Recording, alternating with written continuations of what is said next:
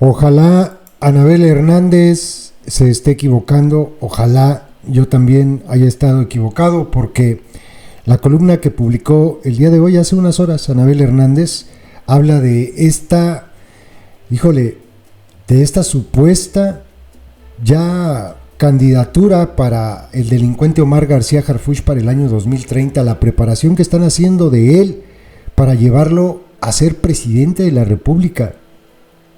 Yo sé que esto a los adoctrinaditos vicariantes no les gusta. Sienten como mucha desilusión, como que les arde, pero ya saben, no pueden expresarlo. Los ultravicariantes, esos no se dan ni cuenta, ellos están felices. Es muy grave la situación. Hace una pequeña cronología de lo que fue, como llama a su columna, el turbulento triunfo, lo pone entre comillas eso de triunfo, de Lady Rebsamen. Fíjense lo que dice, cosas muy interesantes. En las elecciones más violentas de la historia de México, en donde el crimen organizado influyó de principio a fin, contaminando el proceso con más de 36 candidatos ejecutados y decenas de amenazados, así como al menos 12 funcionarios públicos ejecutados, el 2 de junio pasado la candidata oficial Lady Rebsamen de la coalición Sigamos Haciendo Historia fue declarada la primera mujer en ganar una elección presidencial. Desde entonces, y pese a haber obtenido casi el 60% de los votos, su triunfo ha tenido un sabor amargo. Y extrañamente, aún ni siquiera le entregan la constancia de mayoría como vencedor oficial, y ya está pensando en el fin de un mandato que ni siquiera ha comenzado. Desde el interior de su equipo revelan que dos temas principales que la ocupan desde que el Instituto Nacional Electoral la declaró ganadora de la contienda, la sucesión del 2030, y que su gobierno en realidad nunca inicie por la intención del aún presidente López, se refiere al infame Merolico, de seguirle dando línea como lo hizo durante su campaña, haciéndole aceptar decisiones cuyos costos él evadirá y ella deberá asumir. Por lo pronto, en la primera decisión sustantiva que marca el mandato de Lady Rebsamen, López ya la doblegó. Lady Rebsamen ya había expresado que no era su intención hacer la drástica reforma al Poder Judicial que quiere su mentor, pero el lunes 10 de junio, en la primera reunión oficial entre ambos, el anhelo de la presidencia se impuso para que en septiembre se lleve a cabo la controvertida reforma para cambiar la Constitución y la esencia del Poder Judicial creado por el constituyente para hacer contrapeso al poder presidencial, y con el que López, el anhelo de la presidencia, ha tenido numerosos desencuentros a lo largo de su sexenio, porque no se han plegado a sus caprichos y arbitrariedades. Integrantes del equipo de Lady Rebsamen y del anhelo de la presidencia, consultados, afirman que, aunque ambos aparecieron muy sonrientes ante las cámaras, en realidad Lady Rebsamen tenía poco de qué sonreír. El encuentro no fue entre pares, sino entre el maestro y la eterna pupila.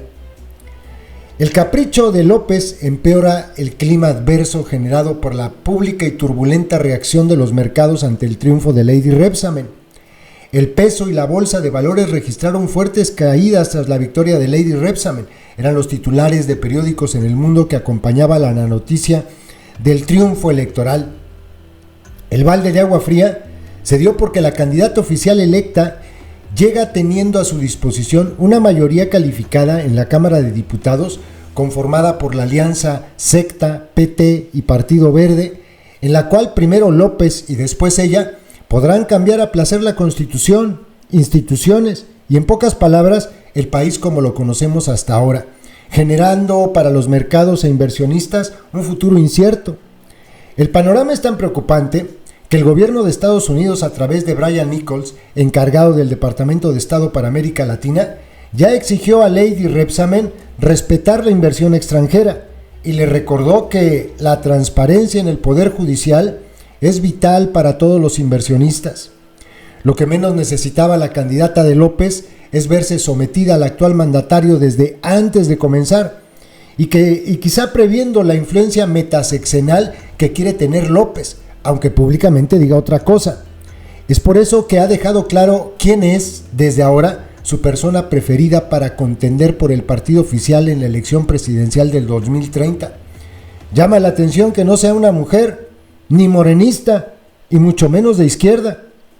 Pasaban las 11 de la noche del domingo 2 de junio, cuando en un salón del Hotel Hilton ubicado en la Alameda de la Ciudad de México, el ojos de pancha, el guachicolero corrupto Mario Delgado, dirigente nacional de la secta, le comunicó a Lady Rebsamen que las cifras del Instituto Nacional Electoral le daban su triunfo en la elección presidencial.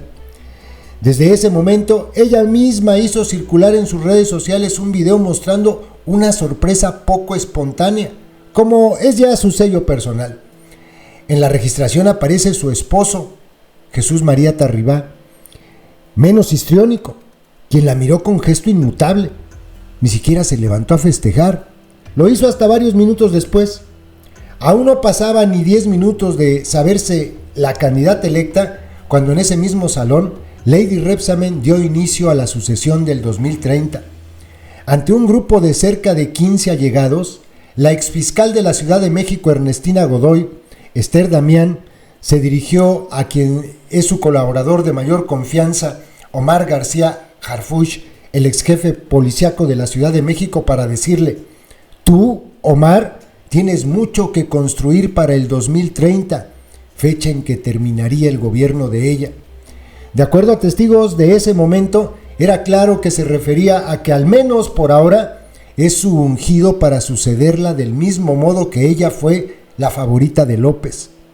Es público que López y la corriente de los llamados morenistas puros rechazaron la intención de Lady Rebsamen de imponerlo como candidato de la secta a la jefatura de plaza del cártel del gobierno en la Ciudad de México en la elección pasada. Es por eso que la candidata fue Clara Brugada.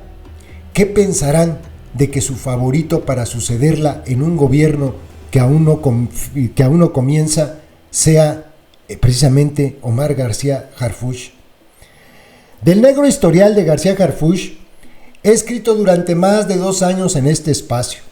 He citado a detalles expedientes internos de la Secretaría de Seguridad Pública Federal que datan de sus primeros años, ahí de 2008 a 2012, como integrante de la selecta cofradía de policías que integraban el grupo más cercano del entonces secretario de Seguridad Pública Federal, el delincuente Genarco García Luna, y Luis Cárdenas Palomino, ambos acusados de haber estado al servicio del cártel de Sinaloa cuando Harfuch era pupilo e incondicional colaborador de Cárdenas Palomino, preso en México acusado de tortura. García Harfuch reprobó los exámenes de control de confianza en la Secretaría de Seguridad Pública Federal, indispensables para permanecer en la institución.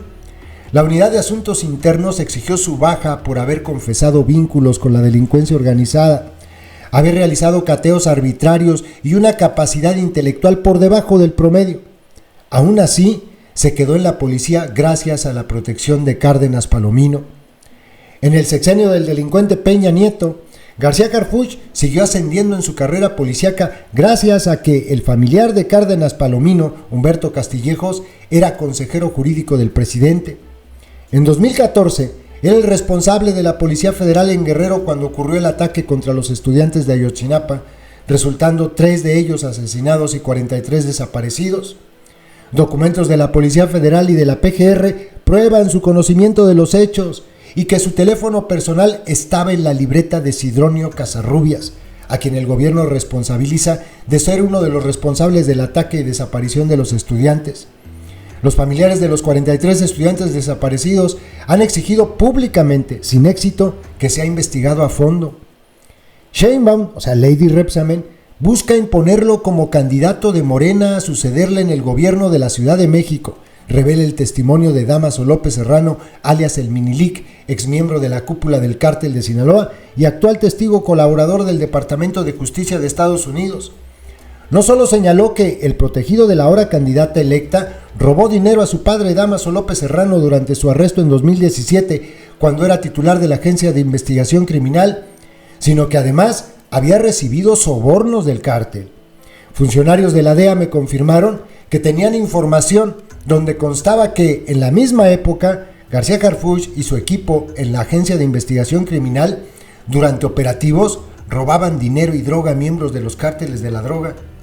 Irónicamente, en su primera reunión informal con el gobierno de Estados Unidos, llevada a cabo el 11 de junio con la asesora de la Casa Blanca, Elizabeth Sherwood, y el embajador Ken Salazar, Lady Rebsamen se hizo acompañar de García Harfuch y de Juan Ramón de la Fuente, designado coordinador de la etapa de transición. Y como si todo ese historial no fuera suficiente, no solo para no incluirlo en su equipo, sino para abrir una investigación en su contra, hay sentencias judiciales donde se acusa a la élite de la policía de la Ciudad de México, bajo el mando directo de García Harfuch, que hizo un operativo ilegal en 2023 sembrando armas y drogas para acusar falsamente a personas de delitos que no cometieron. Específicamente se trata del sonado caso del operativo en la financiera Black Wall Street Capital, en el cual no solo sembraron armas y droga a los detenidos, sino que hubo el robo de al menos 70 millones de pesos en efectivo. En el juicio se mostraron los videos de los policías de García Harfuch llevándose maletas con el dinero cuyo paradero hasta ahora se desconoce. En la audiencia donde se ordenó la liberación de los detenidos, el juez federal de control en materia, Roberto Omar Paredes, afirmó: "Lo que me genera un tremendo dolor de cabeza como autoridad es saber que estamos todos en riesgo de que autoridades bajo el amparo de una orden de cateo pueda sembrarnos armas, y llego a la conclusión que hubo una siembra de armas en este caso", y aseguró además que la policía de García Harfuch violó garantías individuales. La determinación del juez fue ratificada por el juez Gustavo Alonso Ramírez Cepeda. Como primer peldaño para los planes de Lady Rebsamen sobre el futuro de su allegado desde la semana pasada, han comenzado a circular listas filtradas por el equipo de Lady Rebsamen, donde se plantean los nombres de los posibles integrantes de su gabinete. Allí aparece García Harfuch como próximo secretario de Seguridad Pública Federal, lo que significaría el retorno de facto de García Luna y su nefasto equipo, muchos de los cuales han permanecido inseparables en cada puesto ocupado por García Harfuch desde 2012 hasta ahora. Además, piensa darle poder y facultades que ni el propio García Luna hubiera soñado, como el control de aduanas, migración y Guardia Nacional. Si esta es la forma de Lady Rebsamen de mostrar su rebeldía a López, es una medida extrema y peligrosa, sobre todo porque el gobierno de Estados Unidos conoce ya el verdadero currículum policíaco de García Harfuch. La realidad es que Lady Rebsamen, antes de estar pensando en una sucesión tan anticipada, debería estar más preocupada en que efectivamente se concrete su llegada a la presidencia de la República. Y no me refiero a la ceremonia de cambio de poder, sino a que realmente López la deje tomar libremente las riendas del país. De acuerdo a la información confirmada por integrantes del círculo más cercano de López, es que esto hasta el momento no parece que sucederá. En la reunión de lunes, él rechazó la mitad de la agenda que ella quería impulsar. Al creerse propietario de la candidatura de Lady Rebsamen y en buena parte de la operación de su triunfo, ya le impuso asumir los costos políticos y económicos de una peligrosa reforma al poder en los tiempos en el que él ya los decidió en septiembre. También le habría impuesto que hasta el 15 de junio defina el gabinete y llevarla como trofeo de gira por el país. López quiere convertir al Poder Judicial y a la tremenda Corte de Justicia, la máxima institución para impartir justicia en México, en un órgano político cuyos integrantes sean electos por voto directo de la ciudadanía. Si el crimen organizado y la mano presidencial puede interferir en las elecciones, como ha ocurrido en las elecciones celebradas en este sexenio, ¿qué tipo de órgano de justicia sería? La propuesta de López y el régimen oficial tiene 4 ejes principales. Reducir la Suprema Corte de Justicia de 11 a 9 integrantes, eliminar las 2 salas y que solo existe el Pleno, bajar drásticamente de los magistrados su salario y que este no sea mayor al del presidente de la República. Se propone convocar en 2025 a una elección nacional que implicaría la participación de más de 98 millones de electores, es decir, una elección directa de las mismas dimensiones que la presidencial o el Congreso. Se elegirán a todos los ministros de la Suprema Corte, magistrados del Tribunal Electoral, magistrados del Tribunal de Disciplina, 30 funcionarios en total, Aunque se habla de democratizar, en realidad no cualquier persona calificada podrá contender por el cargo. De acuerdo a la propuesta, López, y en su turno este caso sería Lady Repsamen, propondrían 10 candidatos al poder legislativo, controlado por la mayoría calificada de Morena y aliados, que propondrían otros 10 candidatos y el Poder Judicial otros 10 candidatos. Si el régimen oficialista, quien puede nominar a 20 candidatos, y si Morena ha sido el partido más votado por múltiples razones, y si es una elección directa, el triunfo dependerá de la popularidad de los candidatos y de quienes los impulsen, no de su probidad, no de su eficiencia, no de su experiencia. Si es la popularidad y los apoyos que los lleven a los cargos, nacen con un sesgo de no independencia ni política ni moral, valor indispensable de la justicia.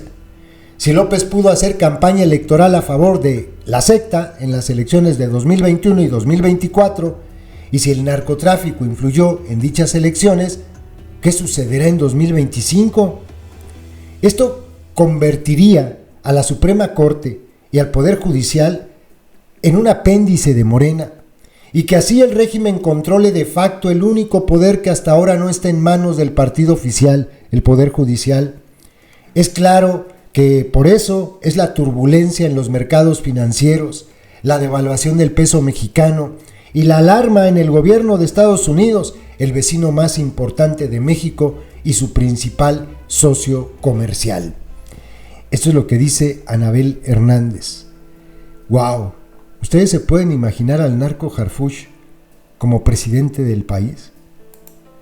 ¡Wow! O sea, yo sé que los adoctrinaditos vicariantes sí se lo imaginan y hasta para ellos es como, pues no sé, una fantasía sexual cumplida, ¿no? Yo supongo. Pero a la gente decente, a la gente que tiene mínimo 2 neuronas funcionales, pues sí debería asustarnos. Hacen unas maromas. Hace un rato el lerdo ¿cómo se llama? Ay, déjenme les digo, aquí está. Se llama Manuel Hernández Borbolla. Publicó en su cuenta de Twitter el siguiente texto. Yo no defiendo a Harfuch. De hecho, fui de los primeros en cuestionar fuertemente su posible candidatura a la Ciudad de México. Y luego le pone ahí la palabra pero. Y ya cuando viene un pero, es que sí lo justifica y sí lo defiende. Pero en la capital dio resultado la estrategia de seguridad. Sheinbaum ya trabajó con él. Y no será raro verlo en seguridad. Habrá que evaluarlo con sus acciones. Evaluarlo con sus acciones. También ayer el tal Temoris Greco en un programa con Julio Pejillero también decía lo mismo, que ya había dado resultados y que pues habría que evaluarlo y darle el beneficio de la duda. Hijo de su madre, de verdad, a ese nivel de rastreros han llegado. Está canijo. A ver, una pregunta para los adoctrinaditos vicariantes y los ultravicariantes. ¿En serio ustedes creen que Omar García Harfuch es buen elemento para la Secretaría de Seguridad? Y luego, ¿ustedes creen que vale la pena el riesgo de que Lady Repsamen lo impulse para la candidatura en 2030? Me gustaría leer los adoctrinaditos vicariantes. O sea, sería el regreso del cártel de Sinaloa. Bueno, en realidad no se ha ido, pero sería como que todavía más descarado, ¿no? O no sé qué piensen ustedes. De miedo todo esto.